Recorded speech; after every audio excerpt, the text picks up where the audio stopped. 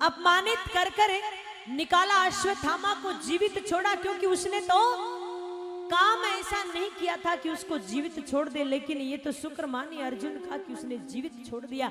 लेकिन कहते हैं ना कि ईर्ष्या का बीज उसके हृदय में प्रफुल्लित हो गया, द्वेष पैदा हो गया कि मैं बदला कैसे लूं। ईर्ष्या का बीज उसके मन में जागृत हो गया और अब सोच रहा है मैं बदला कैसे लूं, क्या करूं, इसके वंश को कैसे नष्ट करूं। विचार करता है कोई है ही नहीं, अभिमन्यु तो पहले ही मारा गया था। फिर याद आता है नहीं, अभिमन्यु की जो पत्नी है उत्तरा, उसका गर्भ चल रहा है, शायद नवा मास चल रहा है। विचार करता है उसी को नष्ट कर देता हूं, और विचार कर कर क्या करता है, ब्रह्मास्त्र छोड़ देता है। ब्रह्मास्त्र आता दिखाई देता है, उत्तरा दौड़ पड़ती है, किसी की तरफ नहीं जाती, किसी से सहायता नहीं मांगती, ना ससुर के पास जाती है, ना सास के पास जाती है, ना अपने पीहर वालों को पुकारती है। सीधा भगवान खड़े थे सामने, दौड़ी दौड़ी जाती है, पांव पकड़ लेती है। किस समय, क्यों उस समय ठाकुर जी समझा रहे थे पांडवों को कि सुनो, मेरे को आए हुए बहुत दिन हो गए, अब मैं जाऊं, तुमको विजयश्री भी हासिल हो गई। तो सभी ने सोचा चलो भी जाना तो पड़ेगा।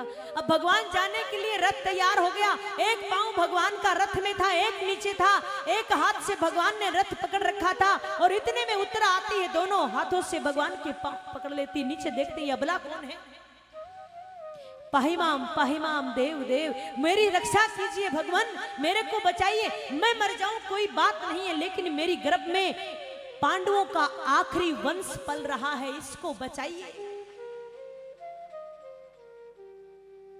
भगवान तुरंत अपने रथ से नीचे उतरते हैं, कहा बेटी क्या बात है, भगवान मेरी रक्षा कीजिए। और देखिए वो सीधा भगवान के पास गई, कोई किसी को नहीं पुकारा, भगवान उसकी रक्षा करते हैं। और हम क्या करते हैं, हम भगवान को नहीं पुकारते हैं, हम क्या करते हैं, पहले समाज वालों को कहते हैं, परिवार वालों को कहते हैं, ससुर को कहते हैं, सास को कहते हैं, तो भगवान क्या कहते हैं, ठीक है फिर इनसे सहायता करवा लो। हम भगवान के पास कब जाते हैं, जब सारे रास्ते बंद हो जाते हैं, जब हम भगवान के पास जाते हैं।